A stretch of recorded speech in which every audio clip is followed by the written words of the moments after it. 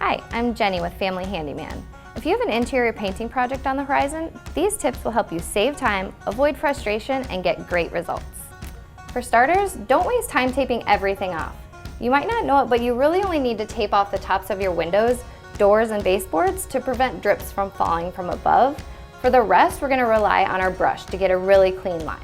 You should also invest in a high-quality angled sash brush. It'll help you work in corners easier, and you can also fan out the bristles as you're working down an edge to get a nice straight line.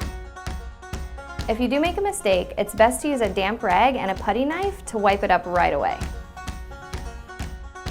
One thing to keep in mind is it's best to do one wall at a time. Don't attempt to do all of your cutting in at once. Do one wall, then grab your roller and roll out the wall. It'll give you a better finish when the cut-in paint is still wet. For even more painting tips and tricks, visit us at familyhandyman.com.